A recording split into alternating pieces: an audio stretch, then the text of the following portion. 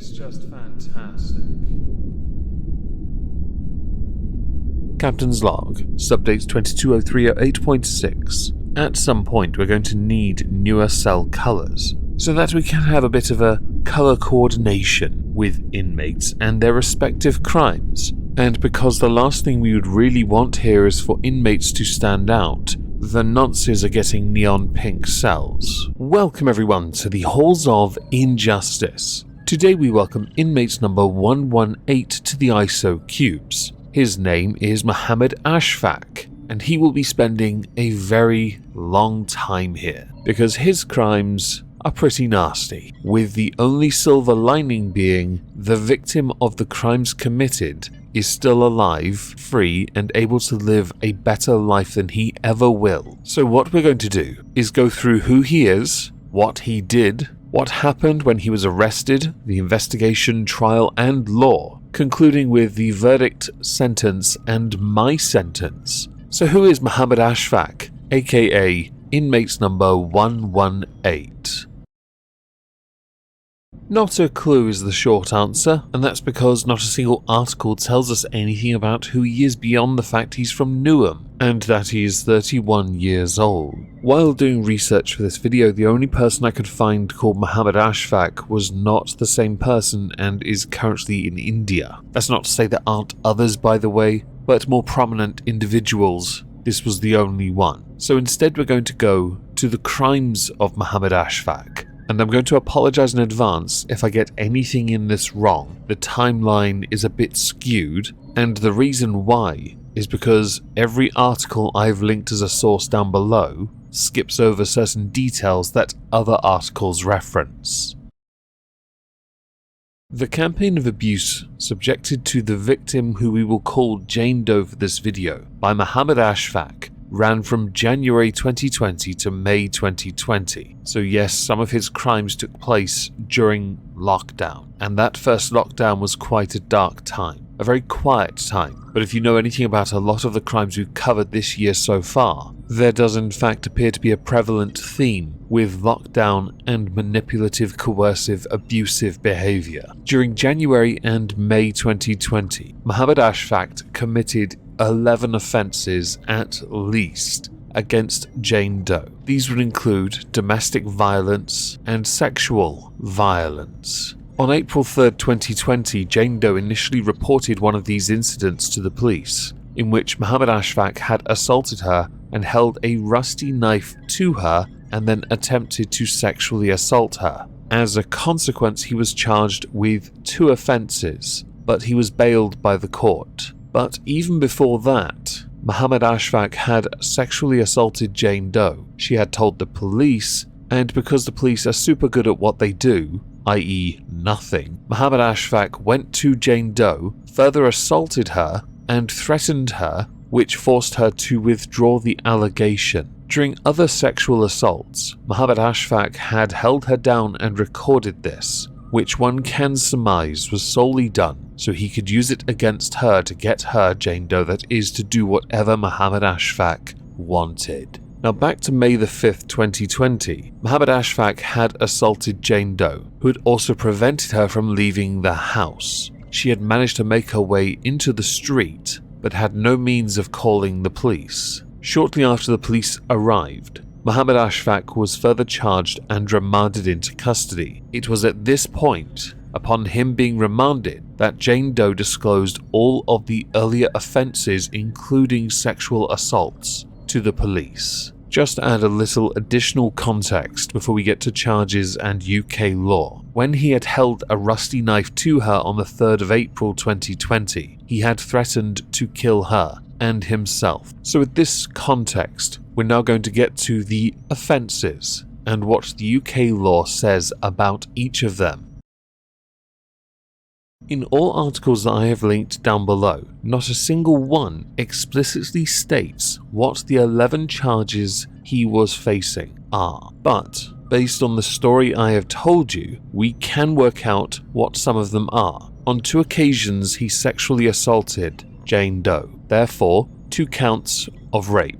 He made a threat to kill, which is an offence against the person. We have attempted rape, We could also include the fact he recorded these incidents. And we have domestic abuse on multiple occasions. I'm sure there are more, but when we go with 11 offences, chances are there were in fact more. But these are the ones that they went with, more than likely because they were more likely to get a guilty verdict and then a decent sentence, i.e. long term. So when you make a threat to kill another person, that typically falls under the Offences Against the Person Act, with threat to kill being defined as a person who without lawful excuse makes to another person a threat, intending that that other would fear it would be carried out. To kill that other or a third person shall be guilty of an offence and liable on conviction on indictment to imprisonment for a term not exceeding 10 years. For domestic abuse, we go to the Domestic Abuse Act of 2021, and for this video we're going to use the definition of what is domestic abuse.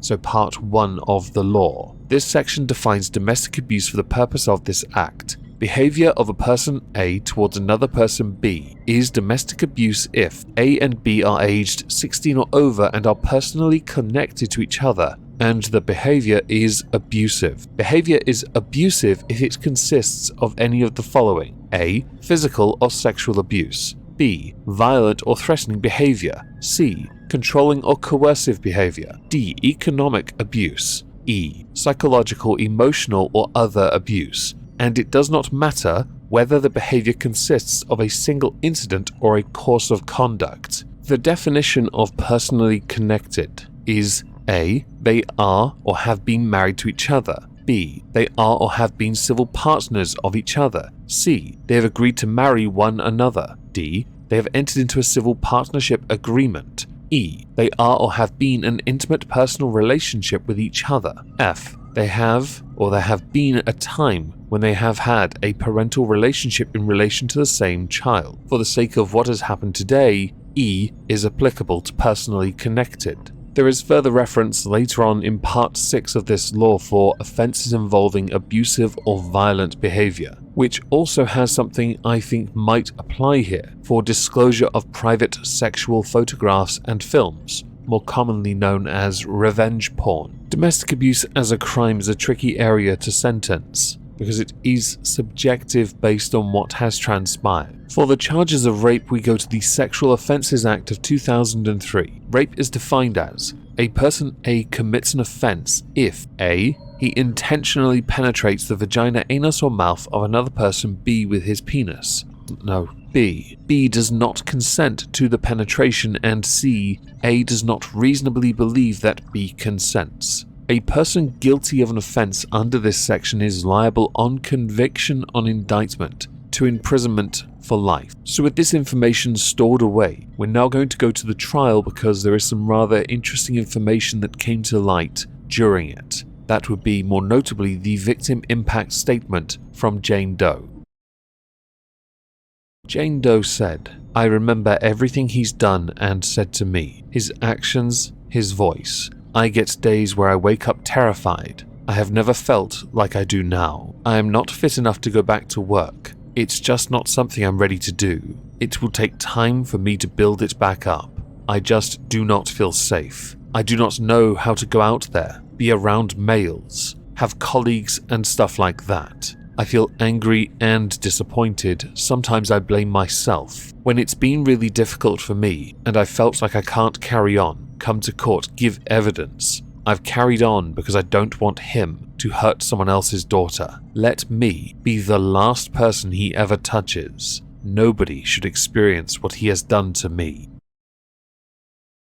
I figure because earlier I mentioned that Mohammed Ashfak would be here for a long time, that simply skipping over the verdict would be beneficial to this story's progression. Mohammed Ashfak, aka Inmate No. 118, found guilty of 11 offences against Jane Doe, was sentenced to 19 years in prison, where upon his release, he will then serve an additional 4 years on licence. Speaking after his sentencing, Detective Constable Jennifer Newman, who led the investigation against Mohammed Ashfak, said, "Mohammed is a dangerous and manipulative man, and I have no doubt that were he not serving a custodial sentence, he would go on to commit similar offences against other women. Ashfak subjected his partner to a number of violent physical attacks, but as she says, it is the emotional impact of this behaviour that she will continue to live with for a long time. The offending took place over a 4-month period, but her life has been turned upside down by what happened. She deserves a huge amount of credit, not only for reporting Ashfak to police despite his threats about what would happen if she did so, but also for supporting the trial and providing key evidence which led to his conviction. This is despite a number of delays to the proceedings. Coronavirus. It is because of her bravery that he is behind bars, and we hope her actions encourage anyone else in an abusive relationship to come forward and speak to us. So what is our sentence here at the Halls of Injustice? 19 years is a lengthy term to serve. By the time he leaves, if he served all of it, he'd be 50. I think we need to increase the sentence. Rape is up to life. Well, he did 2 of those at least. 1 attempted, threat to kill, and domestic abuse. We'd like to stack the more severe sentences up. We'll make it 109 years. You're welcome. As we are done here, I would very much like to know what you all think, so please do let me know in the comments down below. Finally, I shall be streaming on Twitch tonight. If I don't see you there, I hope you have a fantastic day. Thank you all very much for listening. Ta-ta.